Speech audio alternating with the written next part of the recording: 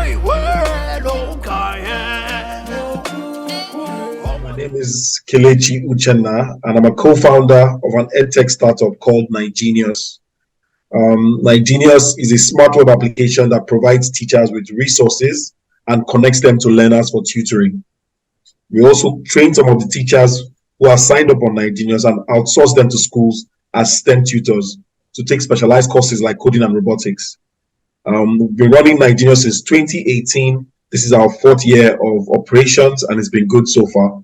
We have over 500 tutors registered on Nigenius, over 1,800 active teachers on Nigenius, and we're working with 3 schools currently in Nigeria.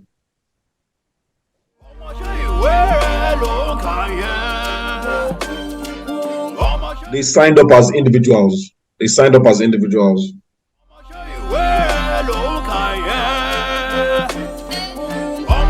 Good. So it's a very good one. So the acceptance of Nigenius has been very good. Teachers spend a lot of time, effort, and data, browsing the internet looking for teaching resources. And a lot of teachers don't necessarily have the skills on how to research online and get quality teaching resources. So Nigenius helps them do this, right? And there's been a massive acceptance. Like I said earlier, we have over approximately 2,000 active teachers on our platform, and we have teachers who come online regularly searching for resources, and the resources are downloadable, right? So there's been a massive acceptance in the area of teaching resources for teachers because Nigenius is able to give them quick and easy access to online teaching resources and lesson plans. A lesson plan is kind of like the plan you have for your lesson on how to deliver it. Now, the resources on Nigenius are free, but we also connect these teachers to parents who are looking for home tutors, basically what we call lesson teachers. And there's been a massive acceptance for that. A lot of teachers are registered as home tutors, and parents are paying, to have some of these Nigenius tutors take their kids online or in person. So there's been a massive acceptance. We are revenue generating. We do about an average of about $3,000 monthly in revenue, right? And also, schools have also accepted our coding and robotics tutoring service that we offer, right? There's a shortage of teachers in schools that can take courses like coding and robotics. So what we do is that we provide schools with teachers who can take these courses, and they work with the schools as ad hoc staff, right? And schools are paying because it's actually providing value for them, and it gives them the opportunity to embed world-class STEAM curriculums in their schools, which increases their value. So the market has been good, the acceptance has been there, and we're pushing. My child, I wish you both things that you prosper. Good. So in this industry, especially the education industry, you have to engage with your customers. We're constantly speaking with the teachers. We have sessions with them. We give them questionnaires. We're asking questions. Likewise, the schools. I personally have a network of school admins who are my people, who are my friends and partners, and we're regularly interacting with them, asking them questions. Does this work for you? Is this something you would pay for? Are you getting value from this? Are you able to use the lesson plans in the class? Do you need coding and robotics tutors in your school? Is it something that you think is important? So we ask very open-ended questions, and we constantly engage with our customers. That helps us know what they want, and we can actually deliver value. But when you look around at all the successful... That's a good question. So on Nigenius, we have two categories of resources. We have lesson plans. A lesson plan is like a plan which a teacher prepares to deliver their class. How you want to start your class, the objectives, the activities, the assessments, and external resources that you need. Then we now have the second category of resources called the online teaching resources. Pictures, videos, projects, teaching methods. The lesson plans are created by Nigenius. The first iteration of lesson plans that we created were created by graduate interns, right? These are graduates who had graduated from reputable universities in Nigeria and had finished youth service. So we brought them on board, trained them, and they created the resources, the lesson plans and the teaching resources. We took these lesson plans and resources and we took them to schools. We showed them to teachers and school admins, and they vetted them. They checked them and made sure that they were, quality, and they could be used in the classroom. And a reminder as well is that the resources on Nigenius are aligned with the national curriculum, the NERDC approved national curriculum. So that's how we created the lesson plans. As for the online resources, what we have on Nigenius are the URLs, the website links of these resources, targeted based on what you want to teach. So if you want to teach germination of seeds, aside Nigenius providing you with a lesson plan, you will see different links that lead to resources online for projects, videos, PowerPoint presentations, that will give you information on that particular topic. Also, we also have pictures as well on Nigenius that you can share in your classroom, to give your children, your students, an engaging lesson. So that is how we got the resources. Graduate interns who we trained them on how to prepare the resources. We take the resources to schools to be vetted by teachers, and we now upload. During the next iteration of resources, we're going to be working with teachers. Teachers will create the resources, and teachers will still vet the resources before we upload. People in his story, they are all great readers. Question. Our vision, first of all, our overall vision is to close the education gap in Nigeria and Africa, right?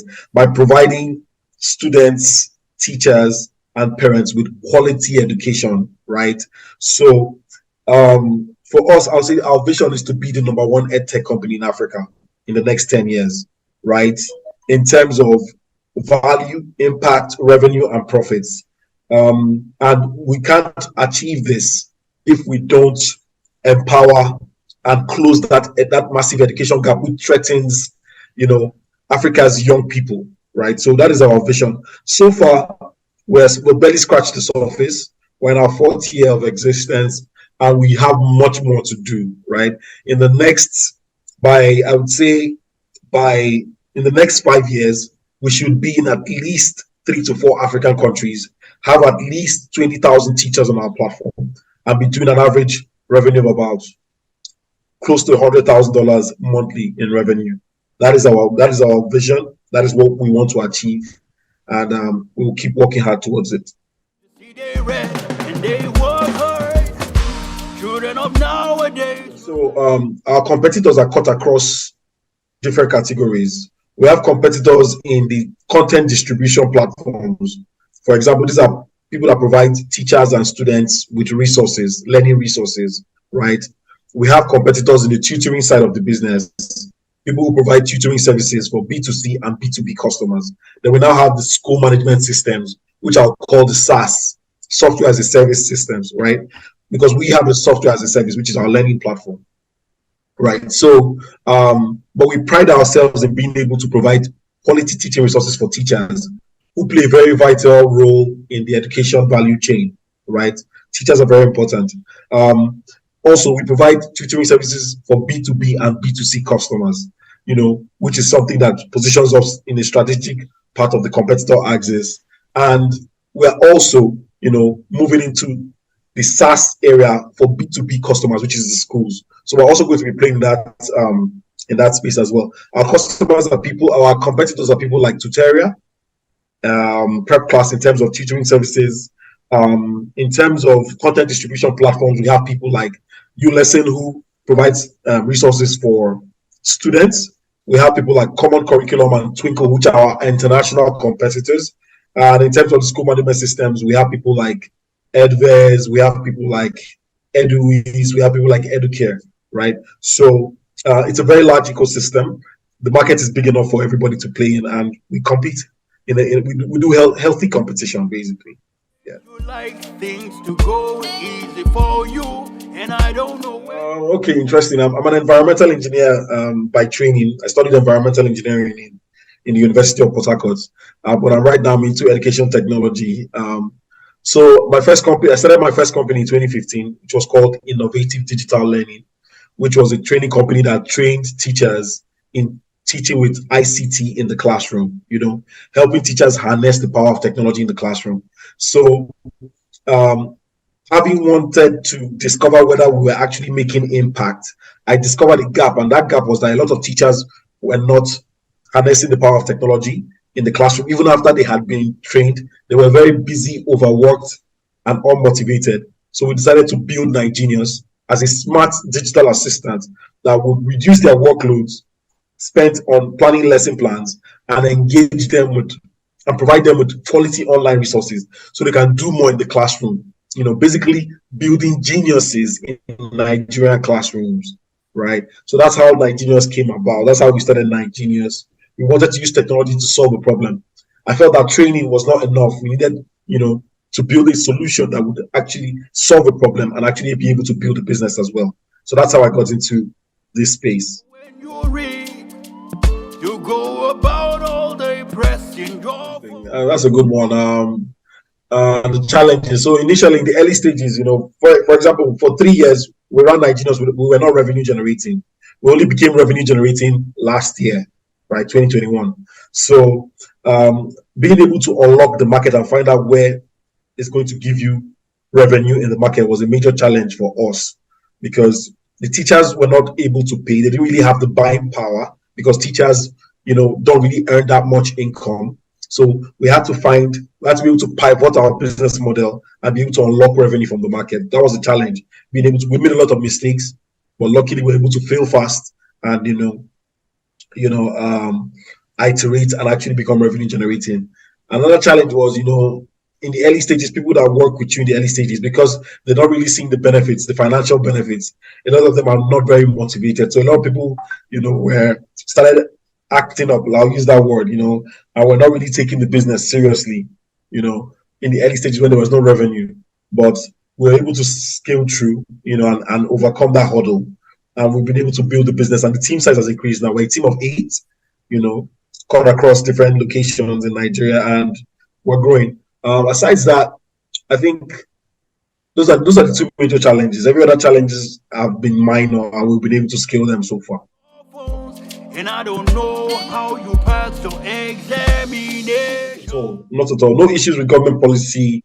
We'd just like to see, be able to work with the government in different areas, to support the public schools as well, because, the teachers out there also need the services that we're providing. So we're looking at the government to partner with us, and how we can actually reach more teachers, especially in the rural areas and the public schools. So far, we don't have any problems with the government, and we just want to see more engagement and more participation from local Nigerian edtech startups, solving problems for government as well.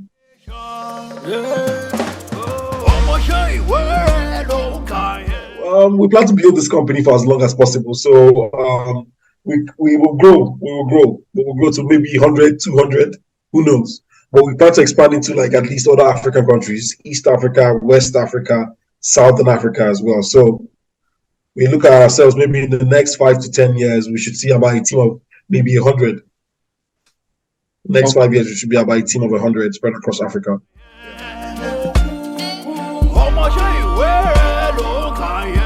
Oh, what motivates me? I love what I do. I love what we're building. I love the impact that we are having.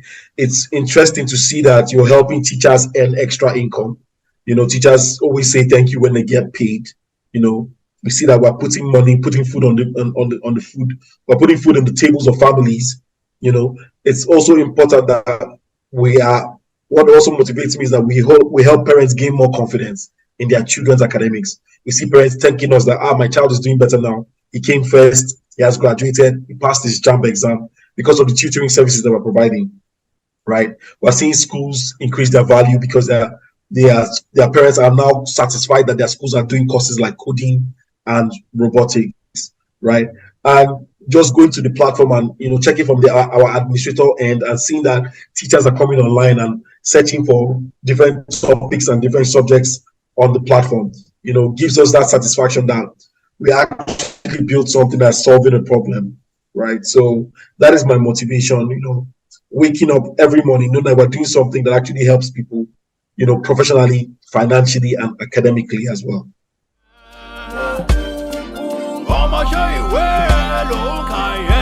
Fantastic. Okay, yes, I have role models, both local and international. So I say in Nigeria, my role models would be people like Tony Elumelu, of UBA and the Tony Elumelu Entrepreneurship Foundation. I think I also look up to Femi Otedola as well. These are general Nigerian entrepreneurs who have done very successful.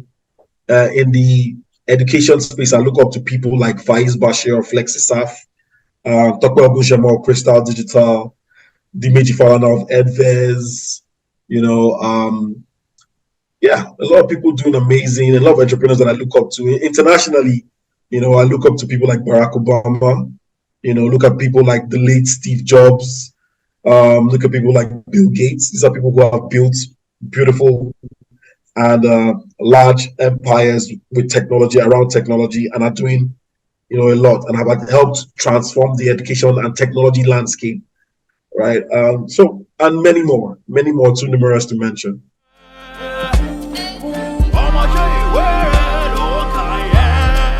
I'll take it like things I would like to see, right? I would like to see more funding for education.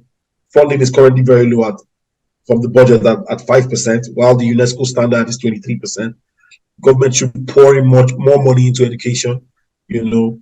Also deliver, you know, financial empowerment for teachers. And the remunerations are quite low. Teachers should be paid more, right? So to make the profession much more viable for them. I'd like to see improvements in our examinations. There should be a larger percentage of students who are passing, you know, and also job creation as well. Let the value chain of education end with job creation and sustainability, whereby schools, as you're graduating, the government is providing employment opportunities through internships, through industries where you can work and, you know, practice what you've learned. You know, so that is my vision. You know, more funding, more remuneration for teachers, embed more technology, and also provide job opportunities, you know, for the young people in Africa and Nigeria, so that they can actually earn a living after they finish school.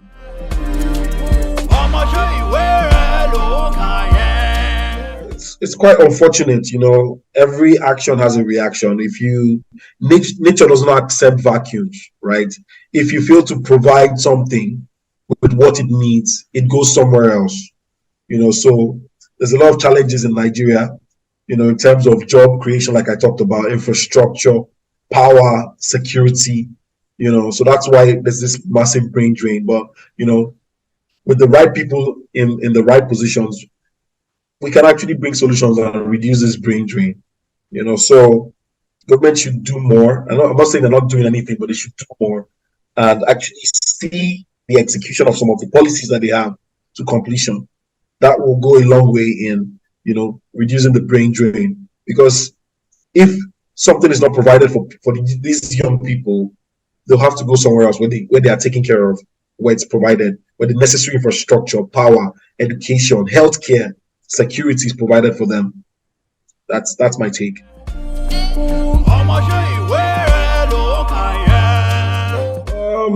We will expand Nigenius, you know, eventually. From Africa, will most likely become a global company, Europe, America. But I see myself staying back in Nigeria. I want to solve the country's problems. I can't say the same for my children. I know that they might want to leave, and I will stop them in case they want to leave. I will stop them. But for me, I think my generation especially, we owe it to ourselves to try and make changes for the future, right? So I want to stay here, solve the problems, you know, try to make an impact, right? Yes.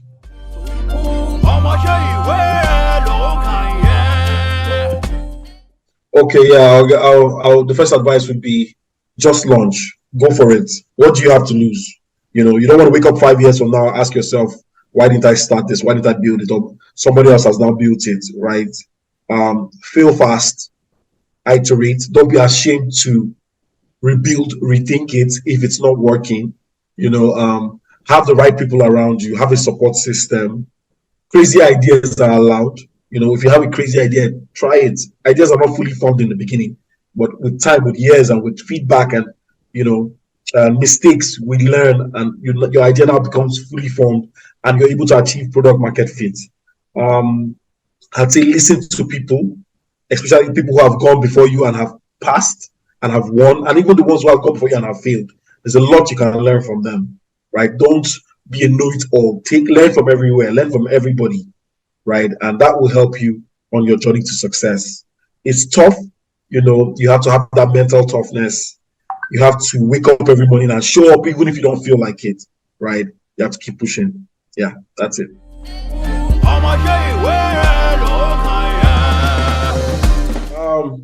would like to hear discussions on, how the government and the private sector can partner to support Nigeria's vast and fast-growing startup ecosystem. Lagos probably has more startups than every other African country, and Nigerian startups are raising a tremendous amount of money in the global scene. How does the country want to partner with the private sector and the startups to, take Nigerian startups to the world? That's what I want to hear. Those are the conversations I want to have. I want to hear conversations on how Nigeria wants to, fund, SMEs and startups, with minimum tickets of financing, $1,000, $2,000, $500K. How can you support SMEs and startups and help them grow? Because every startup that is empowered can employ Nigerians and help, make them be financially sustainable. So how are we going to? That's how you take people out of poverty, by providing jobs and empowerment, economic empowerment. How do we want to support the startups in Nigeria? I'd like to hear conversations around investments. I want to see local and international investors in the venue. Also want to see products. Let there be pitches. Let people come and pitch. Show what they're doing, and let there be prizes for them if they pitch.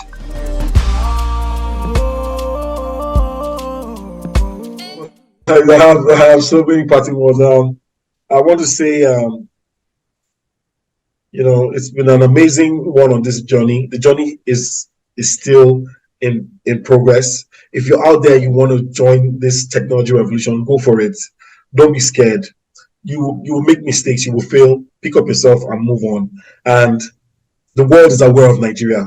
They know us, they know what we're doing, they know what we're capable of, So keep your head up, be proud of who you are, what you're building, and what you represent. Thank you. Of course, I read and do all my reading on my phone.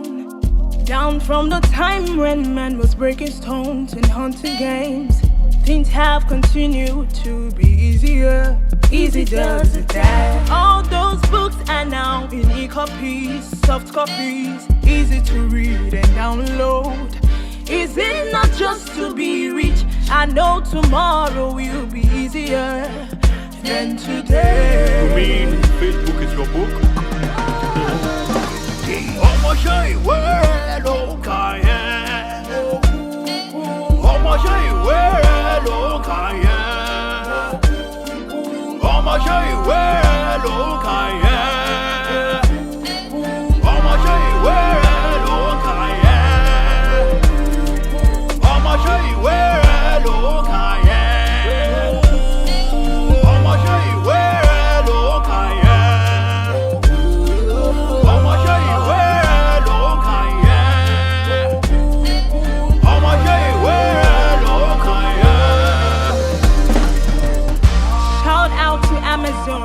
YouTube, Google, WhatsApp, Bill Gates, Mark Zuckerberg, and all that made reading so easy.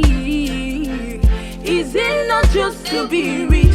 What matters is they read, and you read, and I read. Look at you, child. Who is talking about money here? Not even any of them is from your country. Unlike in our time, we had Chike Obi.